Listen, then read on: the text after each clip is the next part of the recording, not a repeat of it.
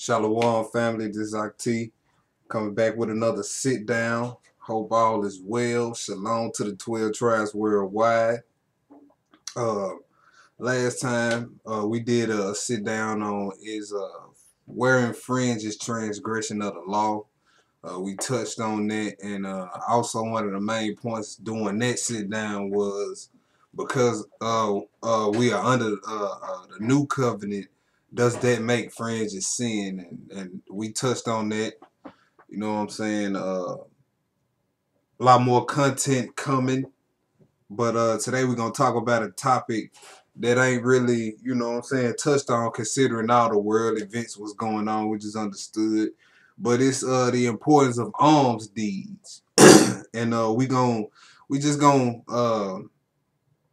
do a quick chop session on what alms deeds is. You know what I'm saying? And you know the benefits of them. You know the benefits, man. It pays off huge at the end. So we gonna jump right into it.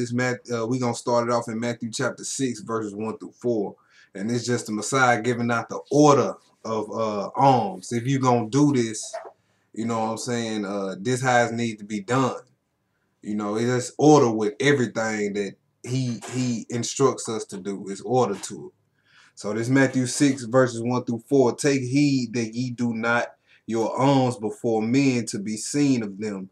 Otherwise ye have no reward of your Father which is in heaven. So it's a reward for giving alms from the Father in heaven. So this is something that even he takes delight in. Verse 2.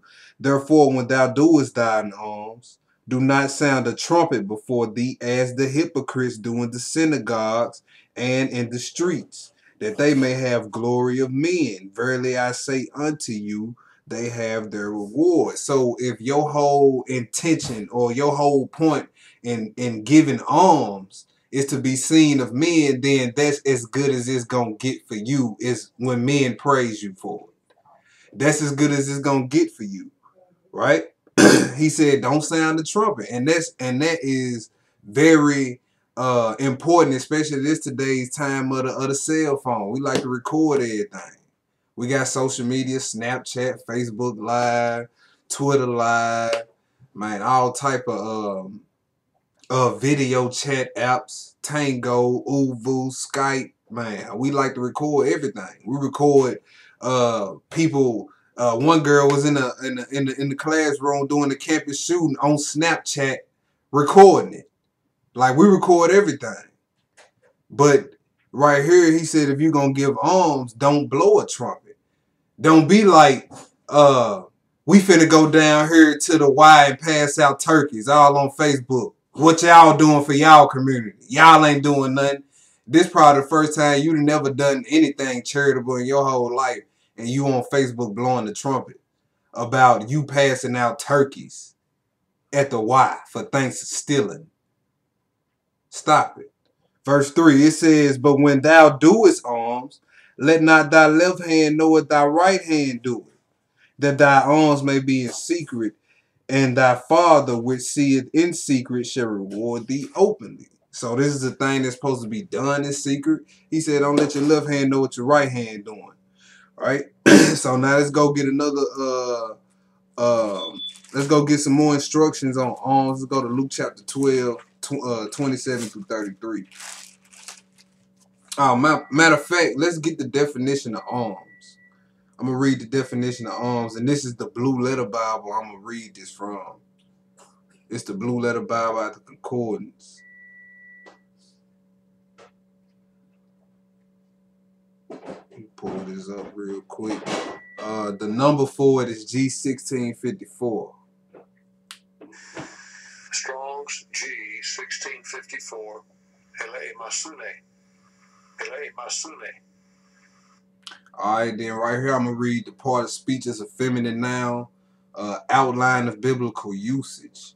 It says mercy, pity, especially as exhibited in giving alms, charity, the benefaction itself, a donation to the poor, alms. The Strong's definitions is compassion as exercised towards the poor, beneficence or concretely benefaction, alms deeds. So we read mercy, pity, right? And donations to the poor. So keep those three things in mind when we speaking about alms, because we gonna get into, you know what I'm saying, some of the benefits, you know what I'm saying, of this righteous act. We gonna hit a couple of scriptures in the Apocrypha. You know that a lot of people, it's a lot of controversy around them, but the scriptures, you know, bags everything up. But we're gonna get into that a little later. But this is Luke 12, verse 27. We're gonna pick it up at verse 27. We're gonna read through 33.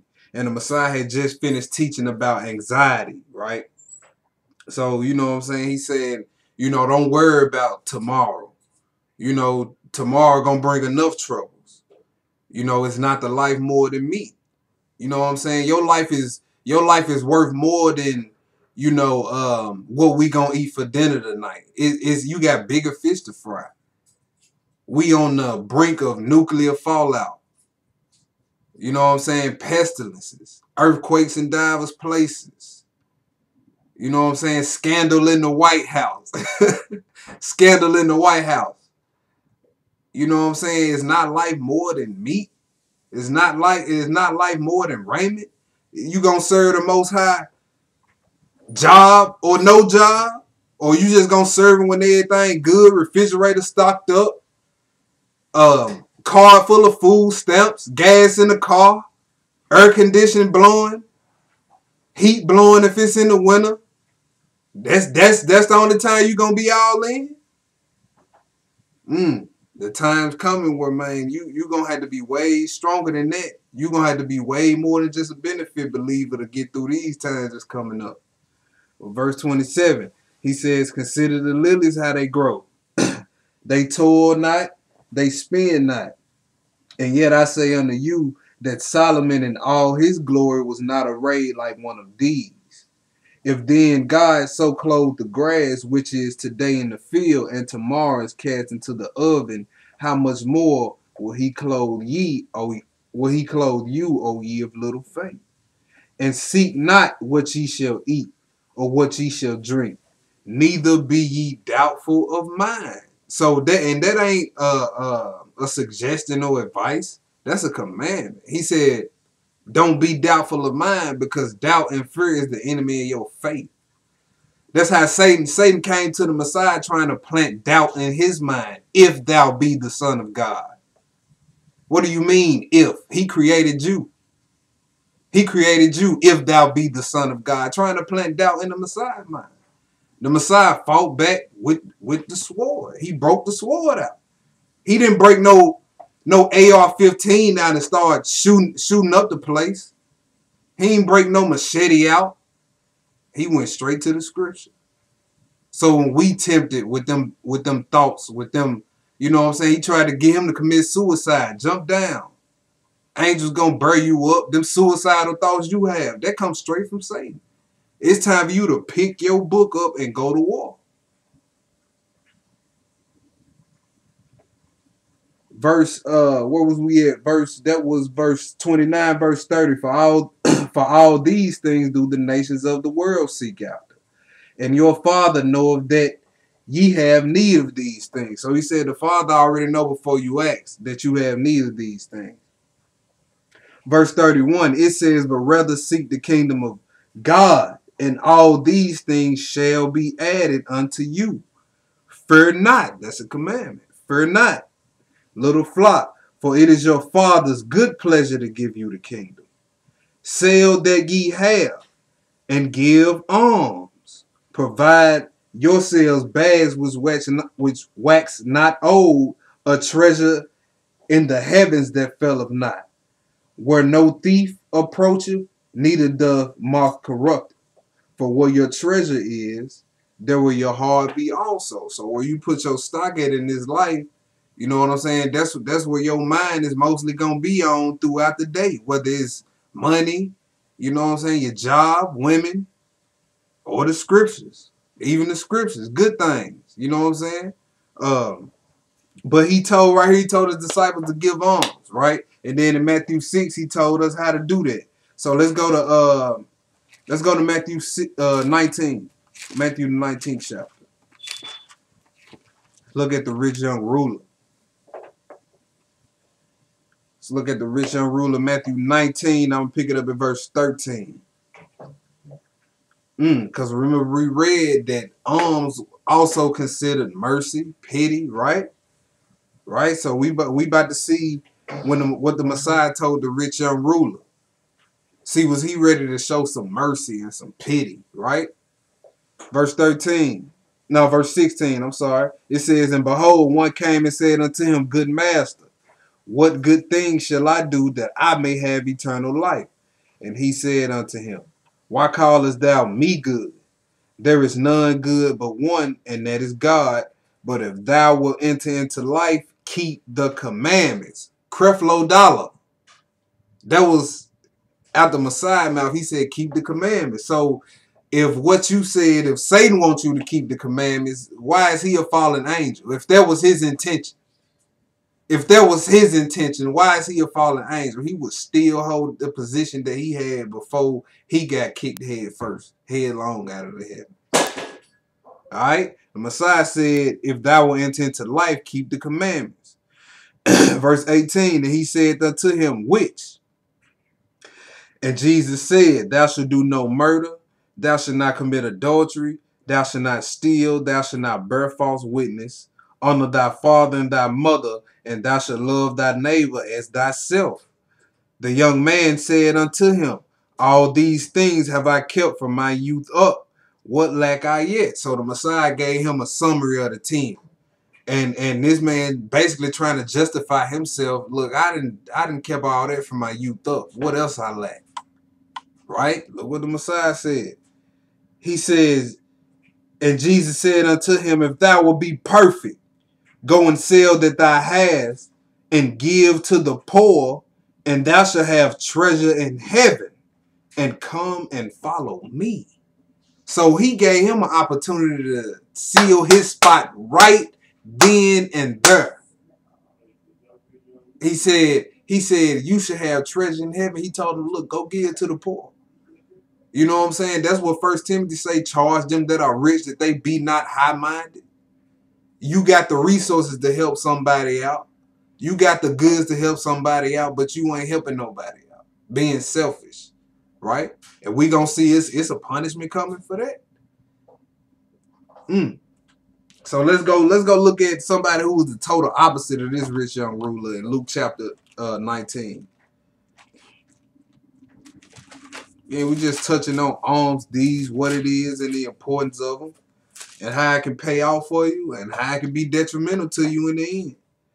This is Luke 19, and I'm going to read verses 1 through 10. And Jesus entered and passed through Jericho, and behold, there was a man named Zacchaeus, which was the chief among the publicans. So this man was a publican, right? And he was rich. So he had some change too. No different from the rich young ruler, right? Only difference is he was a publican and the rich young ruler kept the commandments from his youth up, but he didn't have no faith. Let's read verse 3. It says, and he sought to see Jesus, who he was, right? So he was interested in seeing who the Messiah was, and could not for the press because he was little of stature. But he couldn't see beyond the crowd because he was a short guy. So let's see what he did. And he ran before and climbed up into a sycamore tree to see him. For he was to pass that way. And when Jesus came to that place, he looked up and saw him and said, Zacchaeus, make haste and come down, for today I must abide at thy house. Right? So this man wanted to see the Messiah, the Christ, so bad, but he couldn't because he was so short. He ran up a sycamore tree that he knew that the Messiah would pass on his way coming through. And the Messiah just so happened to look up and say, hey, he knew he was up there. He said, hey, come down. I'm eating at your house today. Let's see what he did. Verse 6, and he made haste and came down and received him joyfully. And when they saw it, they all murmured, saying that he was going to be guest with a man that is a sinner. So everybody knew this guy's MO. You know what I'm saying? But ain't nobody paying attention to the faith. You know what I'm saying? When you come into this walk, everybody quick to tell you what you used to do, what you used to be. You know what I'm saying? But they don't never see the transformation. You know what I'm saying? That ain't your problem. You keep doing what you need to do. Right? Verse 8, it says, and Zacchaeus stood and said unto the Lord, behold, the half of my goods I give to the poor. And if I have taken anything from any man by false accusation, I restore him fourfold. Now it's complete opposite. He said, look, I give to the poor, right? And listen what the Messiah said. Look at the payoff. Verse 9, this says, and Jesus said unto him, this day is salvation come to this house, is deliverance come. It says, for as much as he is also a son of Abraham, for the Son of Man is come to seek and to save that which is lost. So we see the payoff, right? For this man, he says salvation is coming to your house because you did this, because of your faith, because of your mercy and your pity and your donation to the poor. He said, because of this, salvation is coming to your house. Let's go to Ecclesiastes chapter 11.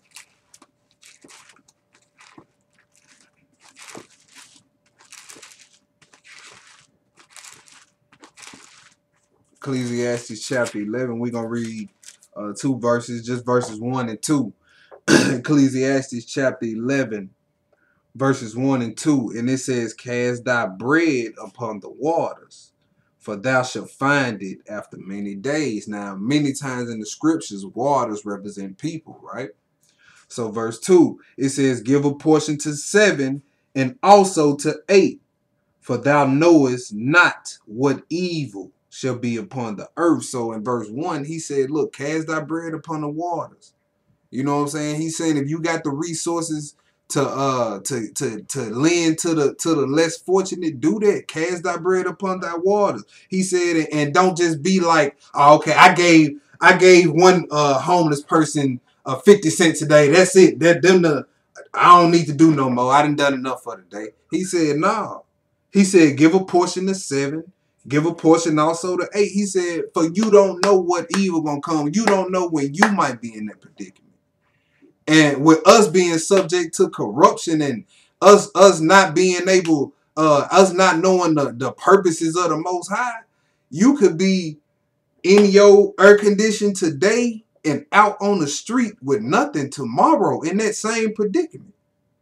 So when the Most High see you showing mercy, showing pity, you know what I'm saying? When it come time for you, when you need a little mercy and a little pity, he gonna look back at them good works. He ain't gonna be like, oh, okay, yeah. He deserved it. He deserved a little mercy because he showed mercy here. You see what I'm saying? He said, you don't know what evil gonna be upon the earth. Now let's go to Psalms 41 and 1 real quick. We just gonna read one verse. Psalms 41 and verse 1. All right. Psalms 41 and verse 1, it says, and blessed is he that considereth the poor. The Lord will deliver him in the time of trouble. Now, when we get into these couple of scripts, like 2 or 3 scripts in the Apocrypha, we gonna read where it says things like alms makes atonement for sin. And I want the people to hear me say this.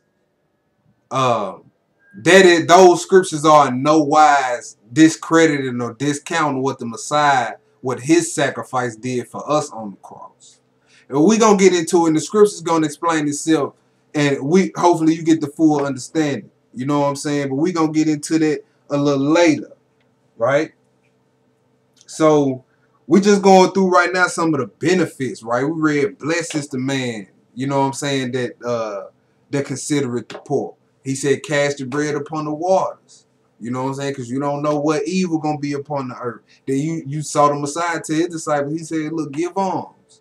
You know what I'm saying? He told the rich young ruler, look, you done kept the commandments, go sell all you have. Give to the poor. He loved his riches that much. You know what I'm saying? And right here, we about to read in Luke chapter, let's go to Luke chapter 6 and read one verse 38. You know what I'm saying? This is, you know, when you give it, you know what I'm saying, according to your power, of course. When you give it, man, the Most High return back to you in an abundance that'll blow your mind. And right here, he was telling his disciples about it right here in Luke chapter 6, verse 38. He said, give, and it shall be given unto you. Good measure, pressed down and shaken together, running over, shall men give unto your bosom. For with the same measure that ye meet withal, it shall be measured to you again. Right? So he said it's gonna be running over when he give back to you. All right, let's go to Proverbs 28.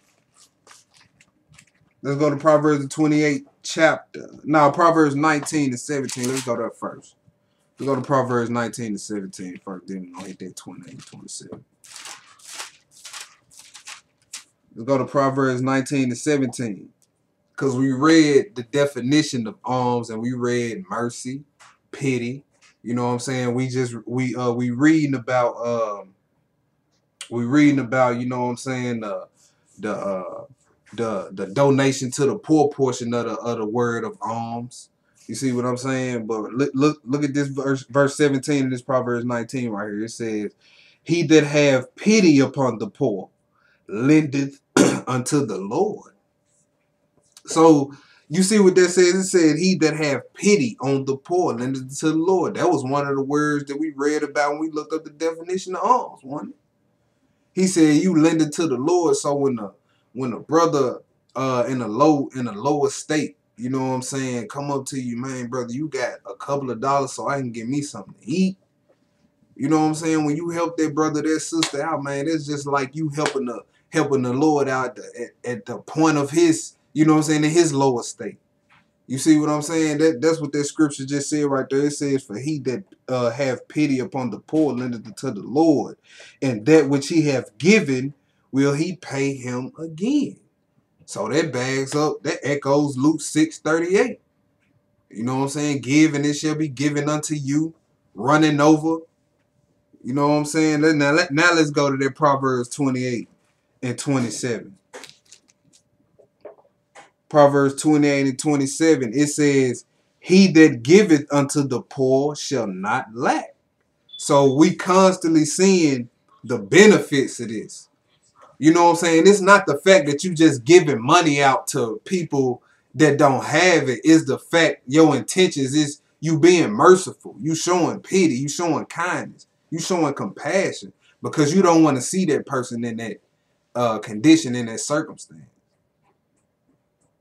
You know what I'm saying? When the Messiah was a poor man, and all the disciples were poor men. And I ain't no millionaire sitting up in front of this YouTube camera. The Messiah didn't even have a place to lay his head. And we get up every day complaining when, look, he done blessed us with more than what he had. I got a place to call home at night. He didn't. You see what I'm saying? I got a chariot to get around. The Messiah didn't have no chariot. You know what I'm saying? And we complain. Gotta go to work. He ordained hard work. Did he not? Didn't he tell Adam? The Lord ordained that. Stop complaining. Murmuring ain't profitable at all. It's gonna get you cut off because it shows a lack of faith. All right. It says, verse 27, I'm going to read that again. It says, he that giveth unto the poor shall not lack, but he that hideth his eyes shall have many a curse. Now, keep this scripture in mind. It says, he that hideth his eyes shall be a curse. How many times you done seen that poor brother or sister coming at the corner of your eye and act like you ain't seen him? Huh? How many times you done done that? Oh, get a job. What? If it was that simple, I'm pretty sure they wouldn't be in. Who wants to be in that condition? Oh, get a job. I heard a woman say that to a homeless man before. Get a job. Like if it was that easy for him, I'm pretty sure he would be somewhere working. Right? But he said it shall be many a curse. And the Messiah gonna echo this verse in the New Testament. We're gonna read it. We're gonna read it. Right? Let's go to Acts 10. Let's go to Acts 10 real quick. We're going to read 1 through 4. I'll read 1 through 4, and we're going to get those couple of scriptures out the Apocrypha on alms. But right now we in Acts chapter 10, 1 through 4. And it says, there was a certain man in Caesarea called Cornelius, a centurion of the band called the Italian Band, a devout man, and one that feared God with all his house, which gave much alms to the people, and prayed to Yah always. He saw in a vision, evidently about the 9th hour of the day, an angel of God coming in to him and saying unto him, Cornelius. And when he looked on him, he was afraid and said, what is it, Lord? And he said unto him, thy prayers and thine alms are come up for a memorial before God. So, you know what I'm saying? This righteous act, this righteous work, you know what I'm saying? It pays off for us. It has benefits. You know what I'm saying? This man here was a Gentile. You know what I'm saying? It said your prayers and alms come up as a memorial before God. Right? So we finna get a couple of scripts out the Apocrypha. We about to read, let's go to Sirach chapter 3 and verse 30. We're just gonna hit a couple of quick ones. And there's many more in here, but you know what I'm saying? This the Apocrypha was a part of the original 1611. This is Sirach 3 and 30. And it says, water will quench a flaming fire, and alms make it an atonement for sins. So it says, alms make an atonement for sins. Go to Sirach chapter 40, and then I'm going to read verse 24 as well. I'm going to read verse 24 in that. And it says, brethren and help are against time of trouble, but alms shall deliver more than them both. Right? So we read, you know what I'm saying? We was reading about all the benefits, you know what I'm saying, of alms deeds. You know what I'm saying? Man received salvation. He said, I gave to the poor. You know what I'm saying? A man had a shot to cash his chips in if he would have gave some of his possessions to the poor and followed them aside, but he turned it down. You know what I'm saying? Then we just read, he that had pity unto the poor lendeth unto the Lord, and he gonna give back to him. You see what I'm saying? So we about to get a little deeper into this. Like it says and these are some of the scriptures, you know, why people are pulling and say, well, that's why I don't read the Apocrypha. You know what I'm saying? But we finna get in, we finna see what it's saying. You know what I'm saying? It says in alms delivered more than brethren and help against the time of trouble, right? We gonna see that. We gonna see that, and it's gonna come out the Messiah's own mouth. We gonna see that. Let's go to Matthew chapter 5. Because earlier when we read the definition of alms, we read what? Mercy. Right? We read mercy. We read pity. So Matthew 5 and verse 7, it says, blessed are the merciful, for they shall obtain mercy. So he said, blessed are the merciful, for they shall obtain mercy. Then we read in Luke 6:38, whatever measure ye meet, that same measure gonna be given right back unto you. You know what I'm saying? Galatians chapter 6, the sowing and reaping. Whatever you reap, you gonna sow. If you sow to the flesh, you gonna reap that of the flesh. If you sow to the spirit, you gonna reap that of the spirit.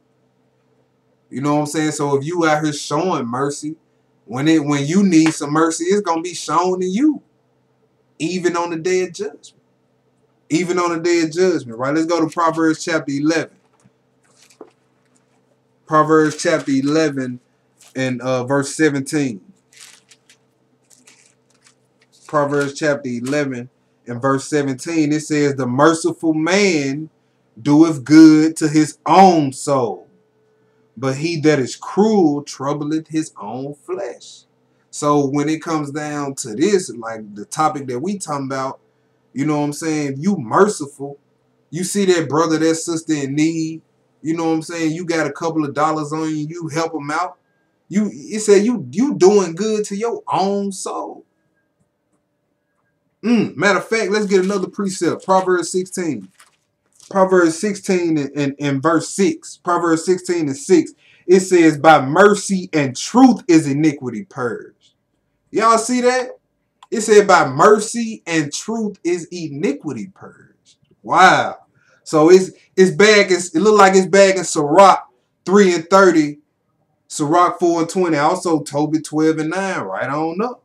It says, by mercy and truth is iniquity purged. And by the fear of the Lord, men depart from evil. Right? So let's get another precept. Let's go to 1 Peter chapter 4. What else we read about the definition of alms? We read mercy, pity, and we read charity. We read about charity too. So this 1 Peter 4 and 8, right? We read that alms in the Apocrypha, it says makes atonement for sin. We just that Proverbs 16 and 6 bagged that up. You know what I'm saying? Matthew 5 and 7, he that had showeth mercy shall obtain mercy. It's not alms deeds a merciful act, a charitable act. You know what I'm saying? Is that not showing pity?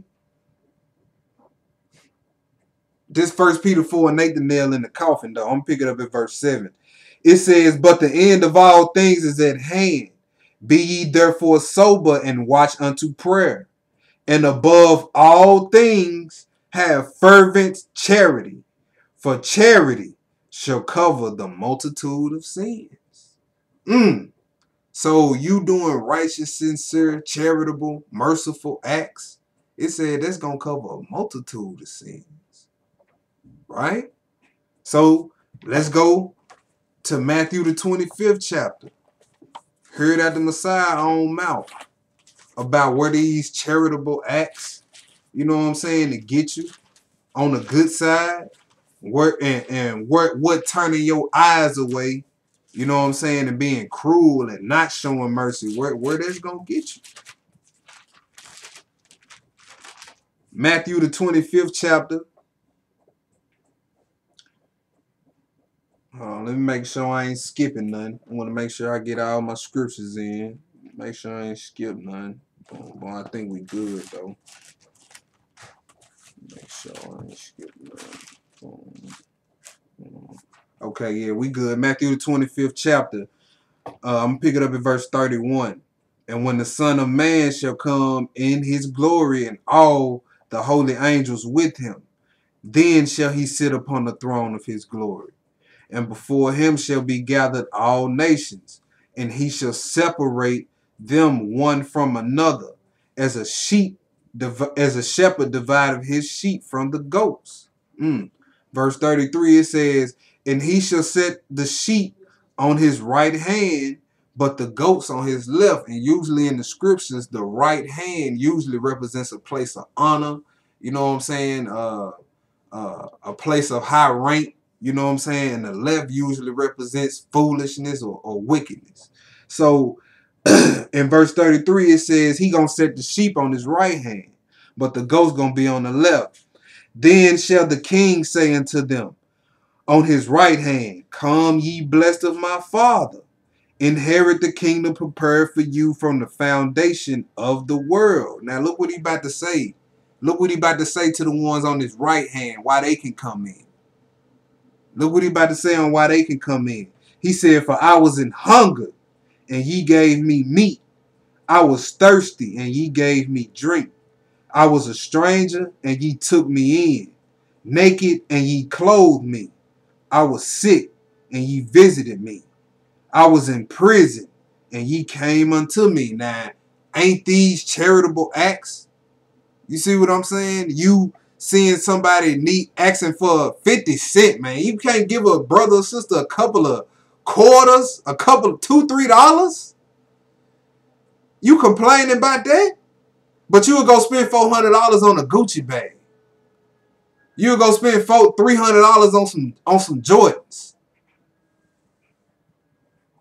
You know what I'm saying? Go buy a whole, just go buy the liquor store out. But the brother sitting right here just want a beer to relieve it, so a cigarette. You can't get that to that brother. You know what I'm saying? Say, but he that turneth away his evil shall be many a curse. Right? And the Messiah about to echo that. He about to echo that Proverbs 28 and 27. I'm gonna pick it up in verse 35. He says, for I was a hunger, and ye gave me meat. I was thirsty, and ye gave me drink. I was a stranger, and ye took me in. So these people is seizing the opportunity to work righteous, merciful, charitable acts. You know what I'm saying? And the Messiah says it's gonna go well for them in that day. It's gonna go well for them in that day. Now, if you make it in the kingdom, ain't all your sins atoned for? So is Sirach lying? Is Tobit lying? The burden of proof is on anybody who's saying that. It's on you to prove they lying. So it says, naked, verse 36, naked and ye clothed me and I was sick, and ye visited me and I was in prison. If you got people locked down, visit them. Write them. You know what I'm saying? Usually when somebody's in that situation, everybody then forgot about them anyway. You know what I'm saying? You don't know you know what I'm saying, how you could be helping their sanity. They heard from somebody, something. You know what I'm saying? That's a merciful act. You know what I'm saying? That's part of alms deeds. You know what I'm saying? It ain't just a donation to the poor. You know what I'm saying? Show some charity. It says it should cover a multitude of sin. Verse 37. It says, then shall the righteous answer him, saying, Lord, when saw we thee a hunger, and fed thee, or thirsty, and gave thee drink? You see what I'm saying? And we the people in this generation, we really gonna be saying that because we weren't here when the Messiah was walking this earth. You know what I'm saying? So, you know what I'm saying? If you doing this, stacking up your good works, man, it's gonna go well for you in that day. Let's keep reading though. It says, verse 38, when saw we thee a stranger and took thee in, or naked and clothed thee? Or when saw we thee sick or in prison and came unto thee? And the king shall answer and say unto them, verily I say unto you, inasmuch as ye have done it unto one of the least of my brethren, ye have done it to me. Then we read in the Proverbs, he that have pity on the poor, ain't that the least of our brethren? The most lowly of our brethren, the poor. You know what I'm saying? So when you turn your eyes away, you know what I'm saying? He said, you gonna have many a curse. We finna keep reading though. I'm gonna pick that back up at verse 37. Then shall the righteous answer him, saying, Lord, when saw we thee a hungered and fed thee, or thirsty, and gave thee drink?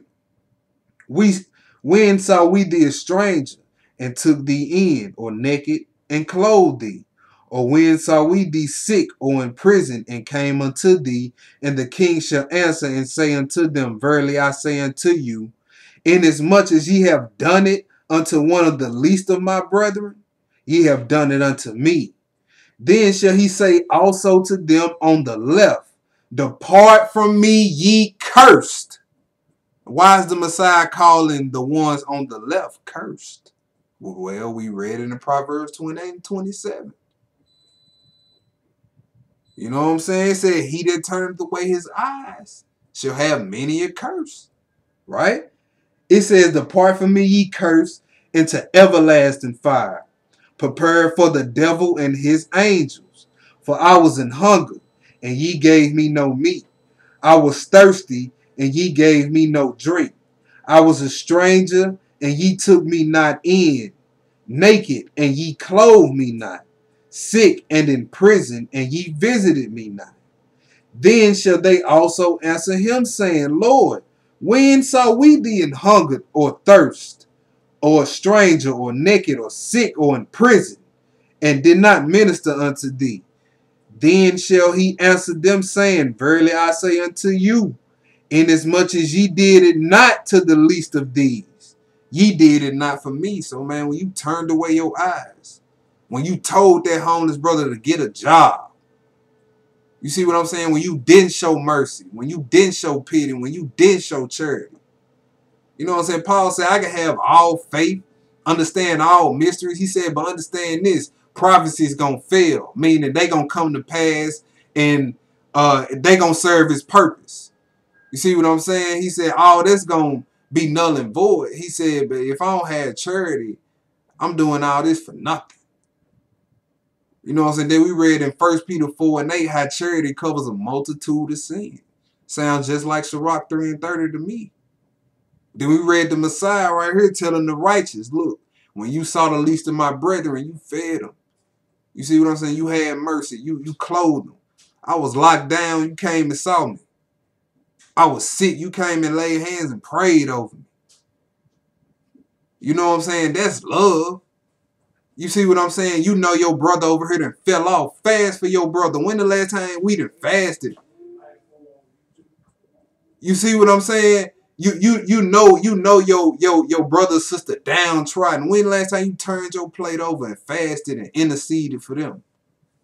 Lord, grant them repentance, forgiveness of sins, as well as me. You see what I'm saying, man? We don't really utilize all the tools the Most High gave us. You see what I'm saying? Alms deeds. It's other scriptures in the Apocrypha where it say, man, look, stow up alms in your storehouse. You know what I'm saying? Put you $5 to the side out of every paycheck. Then one day go and put together little kits for the poor, deodorant, toothpaste. You know what I'm saying? Little snack pack. Man, anything. Anything, because we will put her to work righteousness.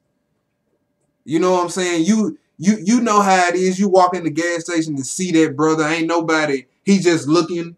You know what I'm saying? Some of them, man, don't even be one to ask. They just stand there until somebody offer them something. And your conscience prick you.